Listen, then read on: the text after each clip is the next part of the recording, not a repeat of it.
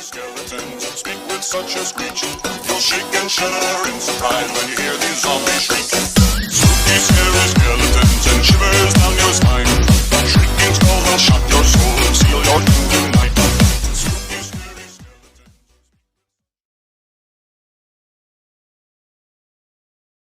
Once upon a time there was a town named Ravenhurst. There lived a young couple named Emily and Daniel. Emily, a courageous and independent young woman. Daniel, her loving and protective boyfriend, who always stays by her side. One night, a group of men burst into the house and kidnapped Emily. Daniel was in shock and powerless to do anything. All he could do was watch as the men dragged Emily away. Desperate to save his beloved, Daniel followed the kidnappers.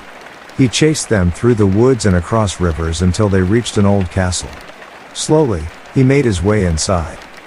As Daniel stepped into the dimly lit castle, he could hear echoing footsteps and muffled voices. Fear and determination intertwined within him as he moved cautiously, with his hand tightly gripping the gun. As he navigated the dark hallways, he quickly spotted Emily and her captors. He took aim and shouted for them to let her go. One of the captors ran towards Daniel. He quickly got the gun out and aimed at Daniel. He threatened Daniel that if he moved a muscle he will shoot Emily. All of the other captors aimed their guns towards Daniel. However, Daniel moves his gun aside and points it at him. He takes off his mask and is shocked to see him. It turns out, he is Emily's ex-boyfriend. He tells the captors that if they don't release Emily, he will shoot their leader. The captors lower their weapons and set Emily free. Daniel holds Emily's hand firmly and they both run towards the exit. As Daniel and Emily sprint towards the exit, adrenaline courses through their veins, fueling their desperate escape. The captors and Emily's ex-boyfriend begin shooting at them. Daniel, with Emily's hand still in his, pulls her close as they duck and weave through the chaos. As they reach the exit, they turn for one last look to see the captors still in pursuit. Without missing a beat, they take off through the door and out into the night, free at last. Once they arrived at their destination, they immediately contacted the police. The police apprehended the captors and placed them under arrest in a cell. Daniel and Emily hugged each other tightly and were both relieved they were safe. The two were reunited with their families and friends, but the dark memory of that day still lingered in the back of Emily's mind. The nightmare was finally over, but the fear still remained. The town of Willowbrook was buzzing with excitement as the new school year began. Students eagerly reunited with old friends and looked forward to making new ones. Among the group was Emma Foster, a bright and introverted 16-year-old girl. Emma was the kind of student who blended in and never really stood out. She had a few close friends but was content to keep to herself. Little did Emma know, she had caught the eye of an online cyberstalker. Using various social media accounts, the stalker pretended to be a teenage boy from school and began messaging Emma. At first, the messages were friendly, but as time went on, they became more sinister and frightening. She got messages which said, "Red color suits you. Your hair looks nice. Your skin is so fresh. I love the view through your room window. I can see everything inside." The stalker threatened to share embarrassing information about Emma with her peers if she did not do what he asked. He requested her presence and sent her the location. When Emma arrived, he offered her a glass of water. She hesitated to drink it, but he persisted, so she eventually did. After some time, she began to feel lightheaded and eventually lost consciousness. When she awoke, she found herself tied to a chair in a dark room. She managed to free herself using a pocket knife that she had hidden in her clothing. She opened the door slowly and cautiously stepped outside into a dimly lit hallway. As Emma looked around, she realized she was in an abandoned building, with dust and debris covering the floor. Fear clenched her heart as she tried to navigate her way through the unfamiliar surroundings. Emma's mind raced as she quickly searched for the exit. She stumbled upon an old staircase leading out of the building, and made her way up, desperate to escape. As she reached the door, she heard the stalker's voice from behind, taunting her with sinister laughter. Emma turned around to face him, her heart pounding in fear. "Are you looking for this?" he asked, holding up a key in his hand. Then, stepping closer, he touched her skin. "You have such smooth skin," he remarked. However, consumed by anger, she slapped him and attempted to run away, but he grabbed her and stabbed her with a knife. A girl named Sophia was exploring the same abandoned building and accidentally filmed everything. She watched in horror as he took Emily's lifeless body upstairs in a room. There he preserved her body and made her look like a mannequin. He then made a red dress and then he put it on the mannequin. He was admiring her work when he noticed Sophia. Sophia gasped and began to run. While running, she tripped and fell down the stairs, and he grabbed her by the neck. He traced a knife across her face and was about to stab her, when she quickly jabbed her fingers into his eyes, forcing him to let go of her. She sprinted out of the building and went to the police. The police tracked down the stalker's identity and eventually arrested him. It turned out that he was a 20-year-old college student with a history of stalking young girls online. However, the police discovered many mannequins in his apartment. They also reported that he would relentlessly follow women, drug them, murder them, and preserve their bodies to resemble mannequins. He would then craft dresses matching their skin tones and try to sell them. Sophia managed to survive, but witnessing Emma being harassed and the manner in which she was killed continues to haunt her. She frequently experiences dreams where she is relentlessly pursued by him, only to wake up each time when he stabs her in the heart. It was a crisp autumn evening, and the leaves were beginning to change from a vibrant green to a magnificent array of oranges, yellows, and reds. Vanessa had just moved to a new city, and was settling into her new apartment when she began to receive strange messages from an unknown person. At first, the messages were benign, but quickly became more and more unsettling. Vanessa began to fear that she was being watched through her laptop webcam or that her home was bugged, as the messages seemed to follow her wherever she went. One day, Vanessa received a message that stated that the stalker knew where she lived and that she should be careful not to be alone late at night. Vanessa was terrified, as she had not shared her address with anyone. She didn't know who was stalking her or why. Vanessa made sure to always take extra precautions when leaving her apartment, making sure to look through windows and double-check her locks. She began to have frequent nightmares of someone breaking into her home and attacking her. A few weeks later, Vanessa received another message telling her to look out her window at midnight. When she looked outside her window, she saw a figure standing in the shadows wearing a black mask and holding what looked like a gun. The figure did not move or say anything, it just stood there watching her. From then on, the figure made random appearances throughout the city, always watching her from a distance and never speaking. Vanessa began to feel completely helpless and isolated, as the stalker seemed to know her every move. One night, as Vanessa was walking home from the grocery store, she felt a hand touch her shoulder. She whipped around to see the same masked figure, looking directly into her eyes. Instinctively, she screamed and ran away.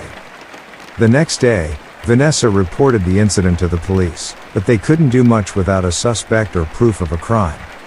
All they could do was offer to install extra security around her building and keep a lookout for anything suspicious.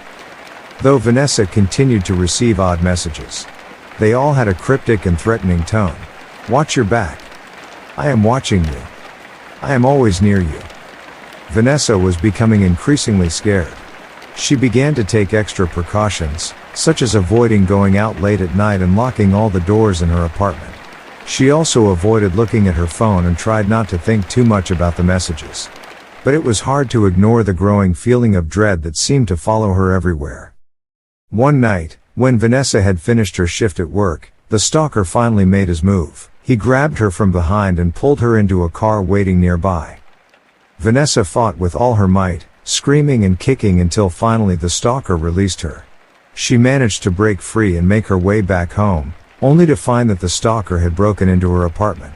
When Vanessa confronted him, he immediately expressed his love and admiration for her, insisting that he had been following her to protect her. He moved closer to her, attempting to hug her, and a wave of fear pulsed through her veins, but her survival instinct kicked in. She couldn't trust his words or intentions, not after all the torment she had endured. With a surge of adrenaline, Vanessa's fight or flight response took over and she lunged forward, striking the stalker in the head and then running away. Vanessa made it home safely and the perpetrator was eventually caught and arrested. She discovered that her stalker was actually her neighbor, who had an unhealthy obsession with her. Fortunately, Vanessa was able to get away before any serious damage occurred. From that point on, she took extra steps to make sure she was secure and looked after her mental health. There was once a young couple named Anna and Tyler. They had been dating for a little over a year when Tyler decided he wanted to break things off with Anna. She did not take the news well and began to spiral out of control.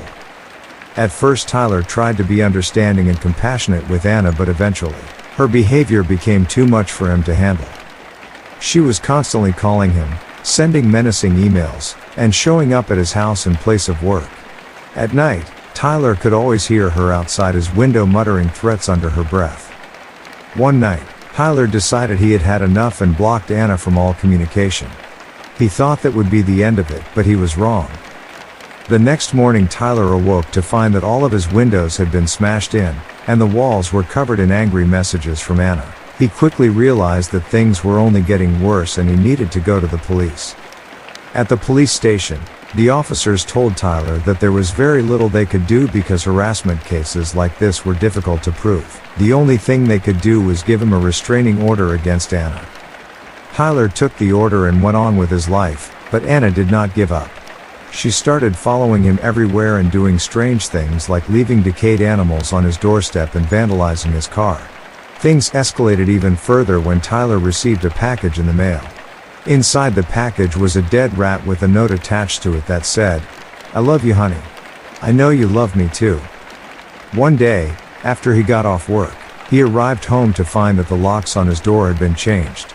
He immediately called the police, but by the time they arrived, his ex had already left.